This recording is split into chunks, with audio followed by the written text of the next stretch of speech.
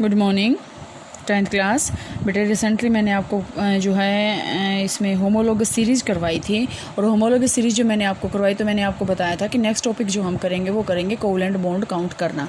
किसी भी मॉलिक्यूल के अंदर, किसी भी कंपाउंड के अंदर, किसी भी फार्मूलाज के अंदर हम कोवलेंट बॉन्ड जो है काउंट करेंगे।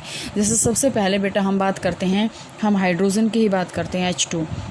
आपको पता है हाइड्रोजन और हाइड्रोजन किससे मिलके बना है? H और H से। ठीक है, कोवलेंट बॉन्ड कितना है? एक ही है, 1 बॉन्ड। ठीक है, ओनली 1 बॉन्ड। ओके, अब अगर हम बात करते हैं बेटा कोवलेंट बॉन्ड में, अगर हम बात करते हैं और जैसे अगर हम बात करते हैं O2 की, O2 में क्या होता है? ऑक्सीजन ऑक्सीजन के बीच में डबल बॉन्ड।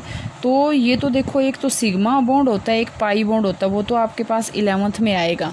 इसमें से आपके पास ये आपको नोट करना है बेटा कि सिग्मा और पाई, अब सिग्मा ये भी एक बॉन्ड है और पाई ये भी एक बॉन्ड है, उस बॉन्ड का नाम है ये।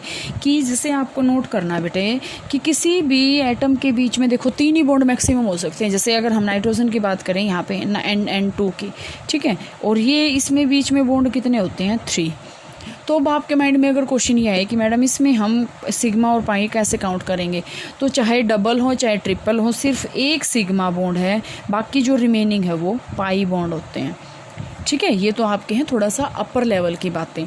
लेकिन मैं अगर आपसे यहाँ से बात करूँ, सिग्मा पाई हमें काउंट नहीं करना, हमें करने हैं कोवलेंट बॉन्ड। तो ऑक्सीजन ऑक्सीजन के बीच में कितने आगे? 2 बॉन्ड आगे, 2 बॉन्ड्स। ओके, यहाँ से आपके पास क्लियर है। अब बेटा मैं थोड़ा सा देखो N3 आपको, N2 आपको पता चल जाएगा 3 कोवलेंट बॉन्ड होते हैं। मैं यहाँ से आपके पास CH4 का एग्जांपल लेती हूँ, फर्स्ट अल्केन का।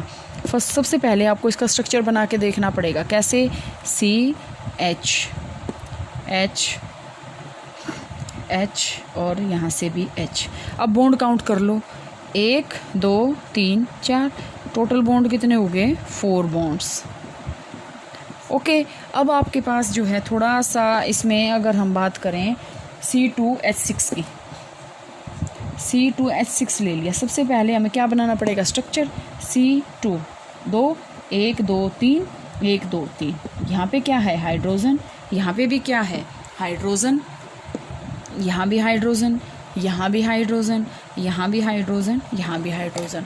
हम जो है स्टार्टिंग से करने लग जाते हैं, 1 2 3 4 5 6, लेकिन ये भी तो हमें काउंट करना पड़ेगा। तो कितने बॉन्ड हो गए? 7 covalent bond. Okay, 7 covalent bond. समझ में आ गए बेटे यहाँ से इतना? ठीक है, इसके बाद आपके पास और क्या होएगा बेटे? इसमें और टॉपिक्स आपके पास क्या आएंगे? इतना जैसे कोवलेंट बॉन्ड काउंट करना आ गया। जैसे अब मैं आपके पास यहाँ से लेती हूँ इथीन का, C2H4। सबसे पहले कोवलेंट बॉन्ड काउंट करने से पहले आपको इसके अंदर इसका स्ट्रक्चर लिखना होगा, C क्योंकि कार्बन कितने हैं? 2। दोनों के पास क्या हैं? 2 हाइड्रोजन हैं, 2 इसके पास भी 2 हो गया, 2 ही हाइड्रोजन है। इसके बाद बेटा हमारा मेन मोटिव क्या होता है? जैसे मैंने आपको रिसेंटली करवाया था, हमारा मेन मोटिव होता है कार्बन और मतलब कार्बन की जो है टेट्रा वैलेंसी कंप्लीट करना। तो कार्बन की तो टेट्रा वैलेंसी कंप्लीट नहीं हुई, 1 2 3 1 2 3 3 ही बॉन्ड बने। तो हम क्या करेंगे? अब हमारा दूसरा काम क्या है? इसके बीच में डबल बॉन्ड लगा देना। तो अब हमारा काम, हमारा टॉपिक क्या चला हुआ? कोवलेंट बॉन्ड काउंट करना। 1 2 3 4 5 और 6, कितने कोवलेंट बॉन्ड हैं? Total 6 covalent bond.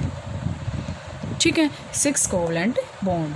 इसके बाद बेटे आपके पास अगर हम बात करते हैं, जैसे अल्काइन को और ले लेते हैं।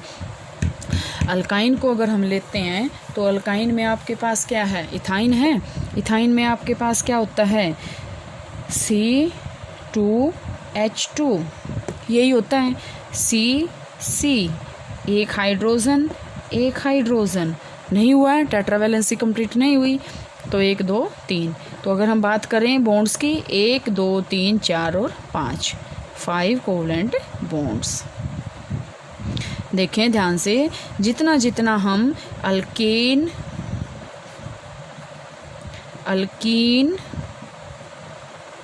और अल्काइन की तरफ जा रहे हैं, उतने ही कोवलेंट बॉन्ड जो हैं वो घट रहे हैं, डिक्रीज हो रहे हैं। देखा ना आपने? यहाँ से आपके पास क्या हुआ? उतने कोवलेंट बॉन्ड जो है वो डिक्रीज हो रहे हैं। ठीक है। तो यहाँ से आपके पास इसमें क्वेश्चंस भी गिवन है बेटा।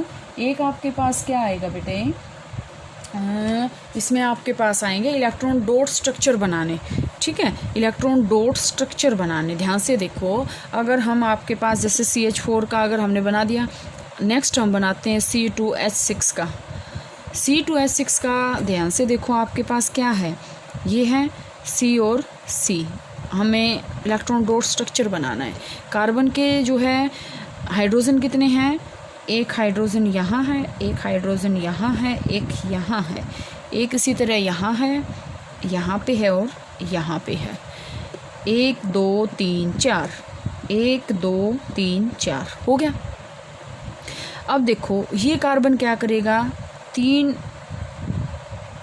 ये हाइड्रोजन के 1 2 1 2 और ये इसके, ठीक है।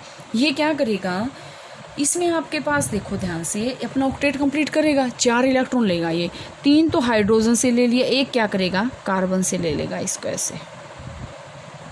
ये इसका बन गया, ये इसका है, ये इसका है, ये इसका है। इसी तरह इस कार्बन का क्या होएगा, यहाँ पे भी हाइड्रोजन का एक एक है, तो इस हाइड्रोजन का आपके पास ये ऐसे आ जाएगा, ठीक है। इसी तरह इस हाइड्रोजन का ये है, इसका ये है और इसका ये है। इलेक्ट्रॉन डॉट स्ट्रक्चर आपको मस्ट है, ये आपको आना ही आना चाहिए, ठीक है। अगर हम बात करते हैं बेटा जैसे C2H4 की अगर हम बात कर लेते हैं इथीन की, C हाइड्रोजन कितने हैं, एक यहाँ लगा लेते हैं, H4 है, एक यहाँ लगा लेते हैं, एक यहाँ, एक यहाँ, 1 2 1 2 हो गया, 1 2 3।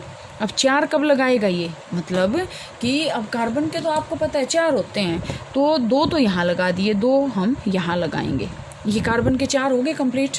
ओके, अब हम क्या करेंगे, हाइड्रोजन के लगाएंगे, ये इसी तरह यहाँ लगाएंगे हाइड्रोजन के।